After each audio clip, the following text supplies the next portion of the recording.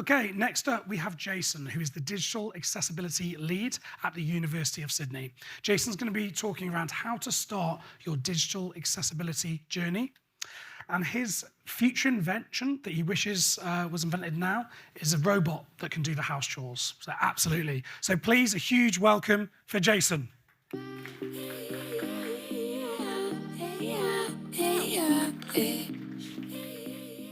Hi, everyone. Hopefully you can all hear me. So I'm Jason. I work as a digital accessibility lead at the University of Sydney. I'm delighted to be here today. I'm learning a lot about customer experience, which, to be honest, is a pretty new field to me. Today, I want to, sorry, I'll just skip to the first slide. Whoops. Okay. So I want to talk about the journey we've been on. It's been a long one. I've been working at the university for over 10 years now. How we're striving to make accessibility part of our culture at the University of Sydney. Some of the things that have worked for us along the way that could be helpful in your context. I also want to talk about how we've been trying to put people with lived experience of disability at the heart of the work we're doing here and the kind of benefits that that can bring. So my role is to help make our digital environment accessible to staff, students, and visitors with disabilities. It's not perfectly accessible. It is a journey, as other speakers have said today. But this involves a lot of testing of university websites and other digital content to ensure it meets standards like the Web Content Accessibility Guidelines, providing training and resources, and doing things like this where we're trying to raise awareness about the importance of being accessible. Myself and my team, we also work hands-on with staff and students that have disabilities and use assistive technologies. So we look at accessibility from both sides of the experience, working in the background to ensure our sites and systems are accessible, but also supporting end users with disabilities. And so these are people who directly appreciate the impacts of accessibility. We're a big university, one of Australia's oldest universities. We have around 70,000 staff and over 70,000 students and around 10,000 staff working at multiple campuses. We have over 2,000 students registered for disability support at the university, similar levels of need in our staff community. Given that we're an educational provider, it's vital that our entire digital environment is accessible.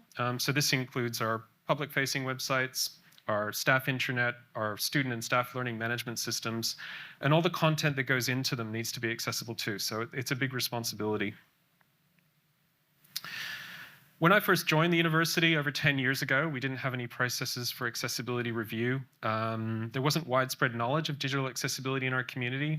This is a screenshot of our lovely homepage from around 2009, very old school. That was accessible, but we did have problems with some of our other systems which weren't accessible. Our learning management system for students had some problems. We had a lot of issues with inaccessible documents that students were accessing and so on. And I jumped into a lot of accessibility testing. I recall looking at a spreadsheet with over 100 web applications, brought into the university, many of which had never been evaluated for accessibility. So we worked our way through, and that is a fundamental step that you should take to get a sense of where your organization sits in terms of its accessibility. But in terms of overcoming it, you need a strategy, you need a cultural shift, and you need processes that support digital accessibility. So I want to touch on that today. Before I go further, though, I want to start with a quick question. So who here is aware of digital accessibility and is including it in your work? Cool. Okay, that's great. So for those who are new to the field, I just want to give a brief introduction. So digital accessibility is about ensuring that everyone, including people with disabilities, can access content as quickly and effectively as everyone else. And to be accessible, we need to integrate essential requirements right into content from the very beginning of the design process. And this makes it accessible to people with vision, hearing, mobility, learning, and cognitive impairment. So these are the key groups that are impacted by digital accessibility, but there's certainly people with other types of conditions and disabilities that can be impacted. And the benefits of being accessible are certainly not limited to these groups. So we can all experience situational limitations from time to time. Maybe you're using a website on your mobile device that isn't built to be responsive or has poor text contrast. It can be very hard to interact with that website, to read the content, and so on. So by expanding our understanding of of the impacts to include those situational limitations we all experience from time to time, I think we can better appreciate the reach that it's going to have. How many people are impacted? So in Australia, we have around 4.4 million people who are impacted by, who have disabilities and can be impacted by digital accessibility. And in this new era of digital, where increasingly your interactions are, in your space are happening online, given that 20% of people have a disability, it's a big market that we're potentially excluding if we're not accessible. When creating content, we need to follow relevant standards like the Web Content Accessibility Guidelines. We're using 2.1 at the university currently. 2.2 has just been released. There's a lot to learn about the guidelines, and in fact, in 2.1, there's around 78 individual criteria that we have to check for.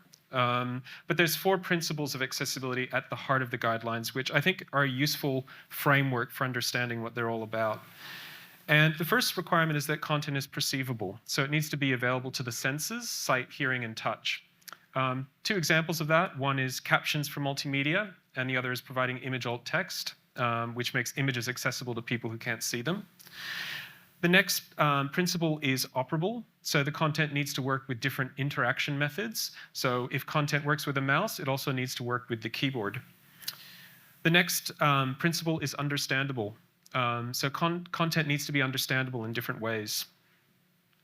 An example of that would be descriptive section headings used on pages or clear and descriptive labels for web forms. And lastly, the content needs to be robust. So it has to work with different input devices, different browsers, and the sorts of assistive technologies that people with disabilities use. Now, following guidelines, like WCAG is essential. But if we want to be truly inclusive, we have to include users with disabilities in the process. And at the university, we have a panel of students we employ as user experience testers.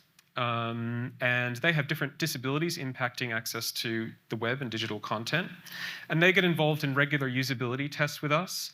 They help us to identify problems in our digital content, discuss solutions, and then evaluate the fixes. Now, I realize that in a university context, it's much easier to source people with lived experience for that sort of work, but there are any number of local digital accessibility agencies that can offer usability testing with users with disabilities as part of their services. When you get into testing, using assistive technologies is essential. So you've all got a screen reader built into your iPhone or your Android phone you can use to test screen reader compatibility on mobile devices.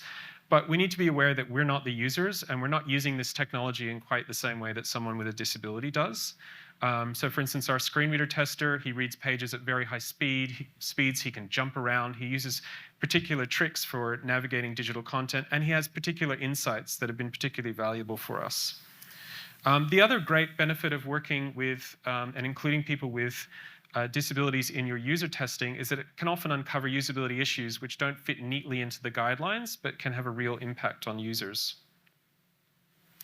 I've got a couple of examples from our testing. So the example here was a new timetabling system that the university brought in a few years ago, working with an external vendor. And one of our students who has blindness and uses a screen reader went to download his timetable at the start of the year, and unfortunately he found the layout, which is kind of a complex grid, it didn't have the right semantics for screen readers, it wasn't usable. Now, on the top right of the page, there was a button to actually shift this to an accessible list format, but the button wasn't accessible. It wasn't keyboard accessible, it didn't have a name, it didn't have a role. So I said, look, there's a button there, but unfortunately he couldn't use it. So if we don't plan for accessibility and build it into our processes, we end up passing on this technical debt to our users. The example on the right is more of a usability problem. So it came up when I was testing a site with a student who has low vision. She uses the zoom features on Mac, often at very high magnifications, and she has difficulty with fine details. So when we got to this page and I asked her to expand an accordion, she didn't know what I was referring to. There's a tiny little cross far to the right of the element, and when she was zoomed in, she could only see the text. So it was a problem for her, and our solution was just simply to underline the text so it looks like a link. So whether you're zoomed in or zoomed out, it's very clear that it's an interactive element. So now I want to talk about some steps that you can take to kickstart your digital accessibility journey. And the first one is to promote digital accessibility awareness and training. So I think from my experience, building awareness about digital accessibility has been one of the most important aspects of our work in this area. And also providing your teams with some training opportunities is also essential. Sorry, I think the screen's just restarting. So things you can look at, for instance, are every year in May, there's a Global Accessibility Awareness Day, and that's a great opportunity to focus teams on digital accessibility. There's a lot of events that are happening, around Sydney, Australia, and internationally that you can join. Another thing you might want to look at, so today we've got a accessibility experience lab set up just outside by the Centre for Inclusive Design, and that I think they allow you to get on there, open your website, and run through simulations of how your website is going to be used by people with disabilities. So that's a great thing to check out and something that you can do at the local level as well. Now, digital accessibility is a collective responsibility, and everyone in the team needs to know how their role can contribute to it. So there's lots of local providers that can provide role-specific training in digital accessibility, so that's really important. But if you just want to dip your toe in and start to become familiar with digital accessibility, a really great resource to check out is the W3C's Introduction to Web Accessibility on edX. It's a free course. It's actually really good, and it gives you a solid foundation in accessibility basics. Another fantastic resource that I love using is the Inclusive Design 24 playlist on YouTube. This is an annual event that happened just recently in September of 24 hours of non-stop talks on all topics related to digital accessibility and inclusive design. So that's another great resource. Each year at the university, we have our Disability Inclusion Week, and this is an opportunity for our community to come together, talk about disability and accessibility, and hear from the lived experience of our community who live with disabilities. And this year, we organized a panel discussion with 4 of our user experience testers who have disabilities that impact access to digital content. And they spoke about their experiences navigating our digital environment as a student, some of the barriers that they've come across, some of the things that have worked really well for them, and the kind of changes they'd like to see in our organization that would help in that regard. And I think from my many years of working in this space, I think that the thing that has the most impact is when you can actually get your teams to hear directly from people who have lived experience of disability, and it really helps to connect everyone with the issues and the importance of it.